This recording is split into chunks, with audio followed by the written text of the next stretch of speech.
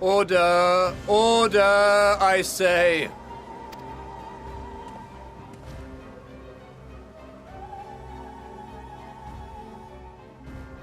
I thank you all for gathering here on such short notice. This day we must speak of grave affairs and their implications for the future of Sharlayan, nay, of this very star. Said affairs concern all citizens, and so we have called for a public assembly.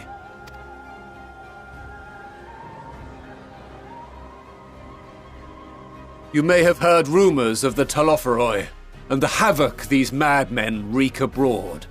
Under normal circumstances, we would pay little heed to petty disturbances outside our borders. The final days, however, are another matter altogether. For we dare not ignore these prophetic words of Eld. The Endbearers will come, ushering chaos and calamity. The final days descend and devour the very star.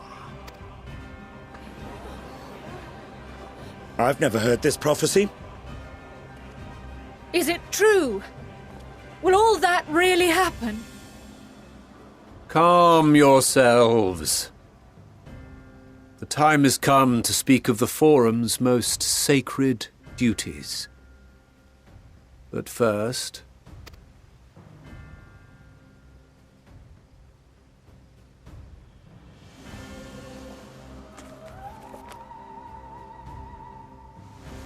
Give voice to the voiceless. Let bindings be unbound. By unanimous decree, I declare the enchantment broken.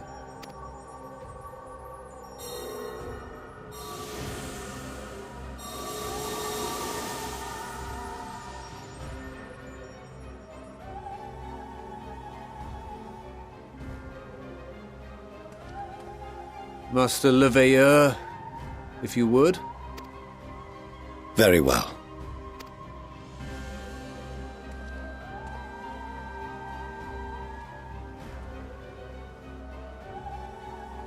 "270 years ago, our forebears began an expedition in the Dravanian hinterlands, in search of a route to access the ethereal sea. This much is public knowledge. Their findings, however, would become the Forum's most closely guarded secret. What those researchers discovered in the hinterlands was not a passage unto the ethereal sea, but the very heart of our star, and Hydaelyn herself. She spoke to them of a calamity that would extinguish all life, and of a means by which we might be spared. The moon. 'Tis in truth a gargantuan vessel built to serve as sanctuary for her children and deliver them from this doom. Much like Nunkref's hope in ages past, it will bear the people of a world in the throes of death to a new home. Needless to say, this will be no small undertaking. To facilitate the great work, the Forum has maintained close contact with the servants of Hydaelyn, who presently reside on the moon. Convinced that the foretold end was all but inevitable, we began amassing a wealth of knowledge, not merely for the betterment of our nation, but in preparation for the journey to come. You reveal this to us now? By the gods, how long do we have?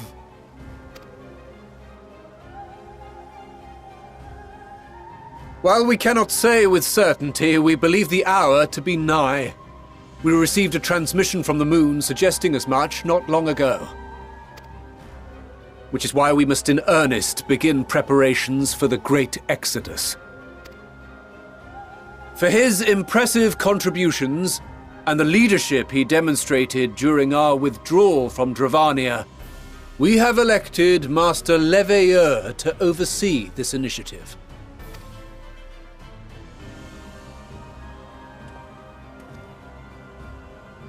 Fellow scribes and scholars, my countrymen, We face a threat of unprecedented scale.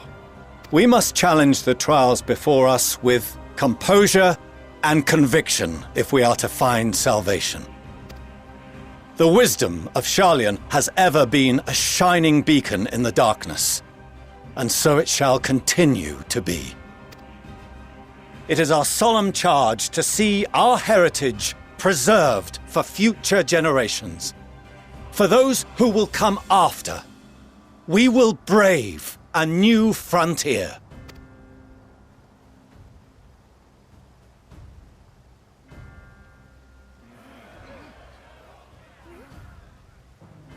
Administrative edicts will be relayed to all major institutions ere long. In the meantime, carry on with your duties.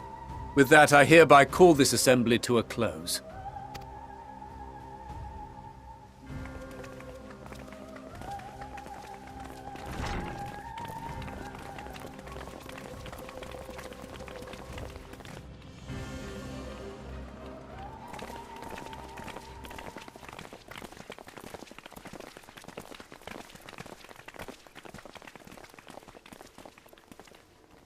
Do you remember what Mother told us when we visited home? That it wasn't until after we were born that Father seemed to lose himself in his work. If that great work of his was the evacuation of this star, then... Yes.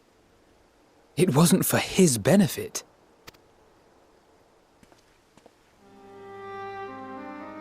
Would you mind waiting here a moment? I wish to speak with Father before we leave.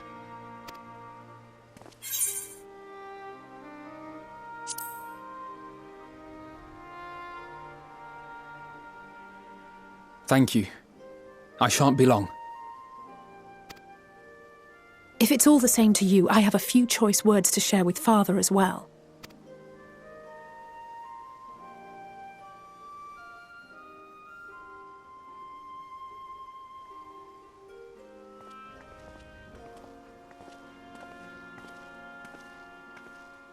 So, come to call us cowards and bid us join your fruitless battle against the inevitable. Nay, we do not object to the Forum's proposal. On the contrary, those who wish to flee have every right to do so. Urianger is cooperating with your associates on the moon to ensure that all is ready should evacuation be our only recourse. Then whatever your business, I suggest you be brief. Though we cannot boast the boundless wisdom of Sharlayan, we have first-hand knowledge of foreign cultures and have conversed with no small number of peoples. These experiences have taught us fundamental truths that cannot be recorded in any tome nor charted on any map. The beating heart of this planet is its people, many of whom would give anything, even their lives, to protect the lands they love. Many may choose to join you in the end. But what of those unwilling or unable, for whom escape will never be an option? What would you have them do? To ignore the plight of those one might conceivably save is not wisdom, Father. It is indolence. This is why we choose to fight. We'll not ask for your understanding, Father. Only that you don't turn a blind eye to the good we have done, that we can still do. We're not children in need of protection. Hold fast to your principles and let the world burn if it please. But we believe there is still another way. And if there is, we will find it. You see if we don't.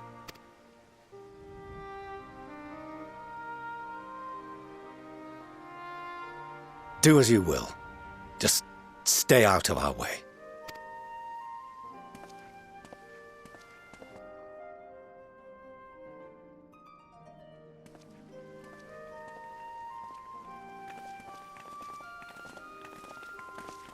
Were he not so consumed with self-righteousness, he might tell you how proud he is of you both. Bold words call for bold action. And there'll be no turning to your father should plans go awry. As if I ever would. So long as there are those who wish to stay and fight for this star, we have to do what we can to help them.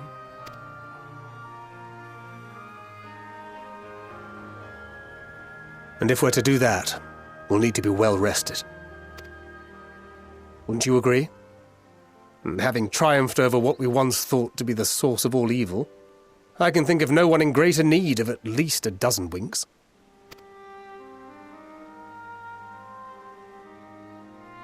Shall we then?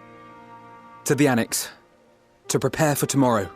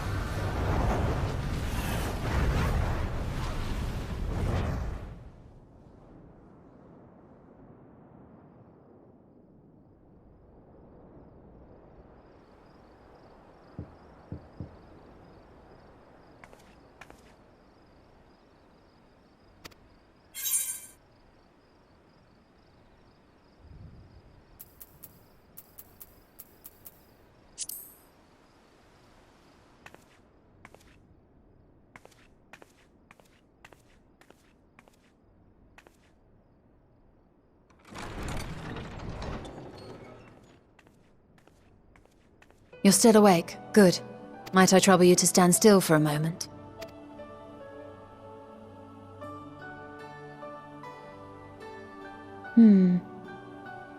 Nothing appears out of the ordinary.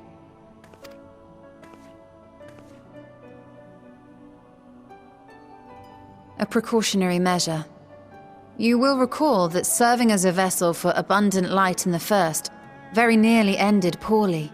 In your recent battle on the Moon, you were almost certainly exposed to similar, if not greater, forces. Fortunately, from what I can see, you and your ether are none the worse for wear. Would that Reen were here to confirm my assessment. To think you actually found yourself in a direct confrontation with Zodiark. As if Xenos gallivanting about in your body was not misfortune enough. Did you so grossly offend every single deity in a past life that they saw fit to place a curse upon your soul?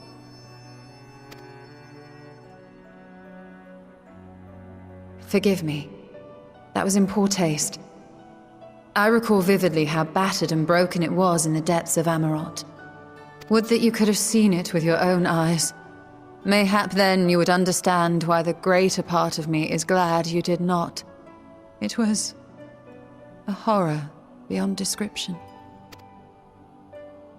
Promise me you will be careful, that you will seek my counsel if you feel unwell. That puts my heart at ease, if only a touch. I suspect it will grow colder as the night wears on, so do be sure to stay warm. Sleep well. May the shadows keep you.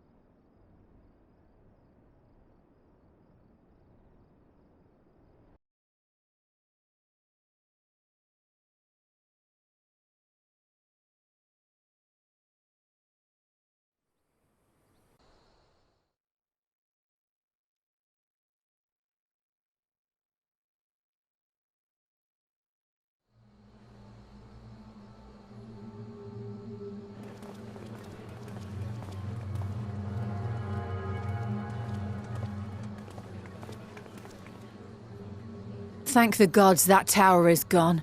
The sight of it was enough to make me sick. Thank the Ilsebar contingent, more like. Word is, they fought their way into Garlemald and toppled the bloody thing themselves. Not just the one, neither. All the towers have up and vanished. Aye, I heard the same.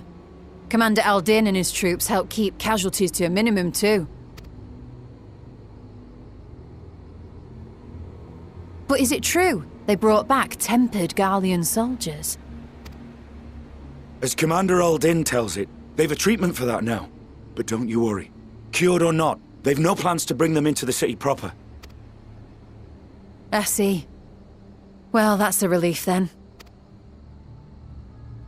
I know we've brothers and sisters among the lot, but I can't say I'm eager to welcome them home.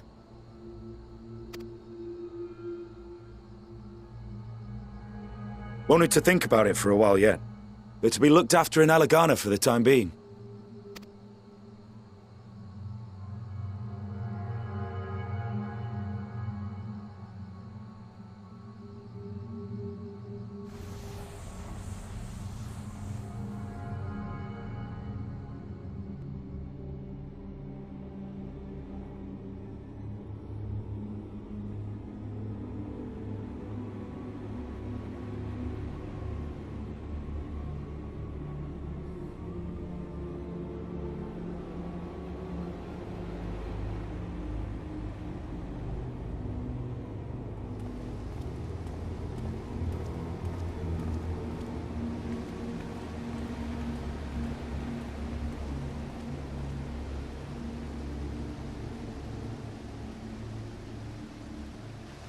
Another day, another commission of paramount importance.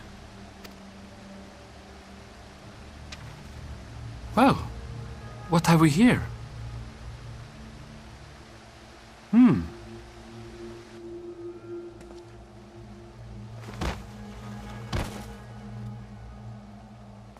Hey, are you all right?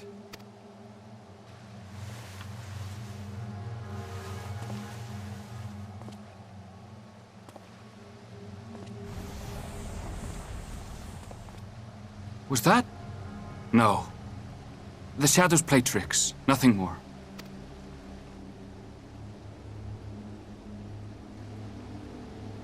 The towers are gone, and the Garlean threat is abated.